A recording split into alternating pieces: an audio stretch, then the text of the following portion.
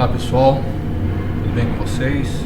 Meu nome é Reinaldo, eu sou técnico em segurança do trabalho, faço parte do SESMIT, que é Serviço de Engenharia, Segurança e Medicina do Trabalho, né? Engenharia de Segurança e Medicina do Trabalho, e nós vamos dar prosseguimento referente ao módulo 2 da treinamento da CIPA. Então é o seguinte, a introdução, né, à segurança do trabalho. Essa é a primeira parte do módulo 2. A ideia aqui não é formar técnicos em segurança do trabalho ou engenheiros de segurança do trabalho, mas sim pessoas conscientizadas quanto à segurança do trabalho. Por isso vamos introduzir os cipistas, né, um comportamento de segurança no trabalho, com fala e pensamento de segurança do trabalho. Acidentes do trabalho e incidentes, conceitos prevencionistas, ou seja, que os cipistas, né, eles estejam esse conceito, né, de prevenção. Então, o que acontece sobre prevenção? Vamos tentar aqui falar em poucas palavras, né, referente ao conteúdo programático. São todas as ocorrências indesejáveis, ou seja, uma martelada no dedo, um tropeção, um escorregão sobre o piso de uma fábrica, de uma sala de escritório, né? Então, respirar um produto químico sem as devidas proteções, então tem um potencial para causar ferimentos, né, ou lesões, ou doenças ocupacionais, né, em alguém, né, ou seja, vai ter algum tipo de perda também à empresa ou ambos ao mesmo tempo, certo? Tanto o colaborador e a própria empresa. Aqui nós temos um exemplo, né, de acidente de trabalho, ou seja, essa cena aqui nem todos gostam de ver, né? Eu particularmente, como profissional da área também, sou muito fã de ver, mas quando nós deparamos com situações dessa, o melhor é manter a calma. O ideal seria a prevenção. O que faltou aí? Nós vemos que o colaborador possivelmente está com cinto de segurança. Podemos deduzir que é uma queda de altura, né? O que faltou? Vamos tentar verificar. Talvez uma linha de vida, que ele está de cinto de segurança, um ponto de ancoragem mais consistente, mais firme, né? Proteção dos vergalhões, né? Seria algumas situações que poderiam eliminar esse tipo de acidente, essas lesões e até a morte. Aqui eu não tenho resultado, mas por certo o colaborador chegou à morte nessa situação, né? Eu não estou falando com propriedade porque eu não conheço o caso, mas enfim, talvez esse colaborador foi trabalhar com uma escada, não ancorou essa escada, foi trabalhar no andame, não ancorou o andame, não teve a linha de vida, os pontos de ancoragem, tanto para o colaborador, quanto para o andame, quanto para a escada. São inúmeras possibilidades que podem ter levado esse acidente. Então, o cipista, ele juntamente com o técnico de segurança do trabalho, o engenheiro de segurança do trabalho, né, aquele conjunto de ideias referente a evitar esse tipo de acidente. Vou trabalhar em altura, colocando formas para concreto. Então, verificar o que está abaixo do andame, abaixo da escada, providenciar proteções, né, de vergalhão, proteções para a queda em altura, impedir que essas quedas venham a acontecer, enfim. Se esse colaborador foi à morte, é menos um pai de família. Pessoal, precisamos ter o pensamento prevencionista, comportamento prevencionistas, certo? Eu vou dizer sempre nos meus treinamentos, nas minhas palestras, o sinistro o acidente acontecem quando a prevenção falha, né? E a prevenção pode falhar por imprudência, imperícia, negligência, dentre outros. Ou seja, a área tem que ser feita uma análise. O trabalho de qualquer maneira não dá, porque o resultado são resultados desse tipo aí. Bom, nós podemos falar também de doenças profissional, né? Vamos relatar agora referente à doença profissional, né? O que é a doença profissional? Ela é entendida, né,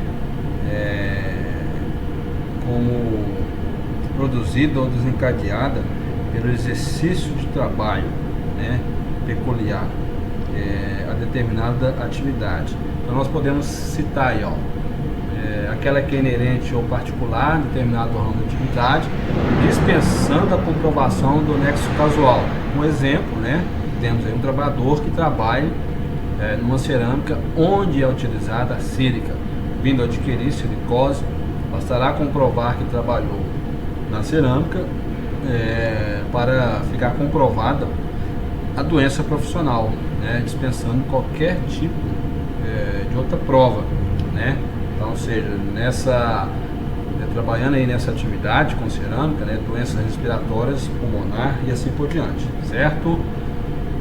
Nós temos outro exemplo de doenças profissionais, aí, dores de cabeça, estresse psicológico, tensão, espasmo muscular, lesões ligamentares, rupturas do disco. Então são doenças que o colaborador está se relacionando com as profissões que podem automaticamente, né, gerar essas doenças profissionais, né? Rupturas do disco, né, dores na coluna, né, levantamento, transporte de peso, dependendo da quantidade de peso que esse trabalhador está carregando ou movimentando. O estresse, né, psicológico, a pressão que ele está sobre o trabalho pode gerar esse estresse, ou ele mesmo coloca essa pressão sobre ele, ou tem o supervisor imediato, dores de cabeça constantemente e assim por diante, né? Aí temos outros exemplos de doenças profissional, né? Uma postura na área administrativa, uma pressão sobre ele, de produção, quero relatórios, mais relatórios, planilhas e assim por diante, né? Várias atividades a serem feitas, né? E ter que ser entregue praticamente assim simultaneamente uma após a outra, e atendendo telefone, provador multifuncional, né? Essa é a verdade. Só tem ele na empresa, e aí ele está sobrecarregado. Ou seja, o colaborador sobrecarregado pode gerar doenças profissionais, né? O próprio estresse, dor de cabeça e dentre outros, né? Bom, aí nós vamos relatar agora referente à doença do trabalho, né? Aquela que é adquirida e desencadeada em função de condições especiais em que o trabalho é realizado, e com ele, né, se relaciona diretamente o trabalhador. Então essa doença diferencia-se da doença profissional em vários pontos. Ela é executada de condições especiais em que o trabalho é exercido e com ele está se relacionando diretamente, sendo a doença genérica, que acomete qualquer pessoa, área administrativa, operacional e dentre outras. Exige a comprovação do nexo casual, ou seja, o trabalhador deverá comprovar haver adquirido a doença no exercício do trabalho, né, no seu ambiente de trabalho, na sua profissão, né? Exemplo, tuberculose poderá ser doença do trabalho com relação àquele segurado que comprovar tê-lo adquirido no exercício do trabalho em uma câmara fria, né? Isso pode ser do trabalho, como também pode ser em outros ambientes, na própria casa do trabalhador, um ambiente, por exemplo, podemos citar aí exemplos rurais, né, locais rurais aí, ou piscinas aí de águas geladas, rios com águas geladas. O colaborador quer praticar uma pescaria aí, e está chovendo muito, está muito frio e assim por diante. Ele pode adquirir não só necessariamente essa doença no ambiente de trabalho, como também pode adquirir essa doença em outros locais, conforme foram citados aí, né? Então aí temos, né, condições do colaborador adquirir doenças do pulmão, né?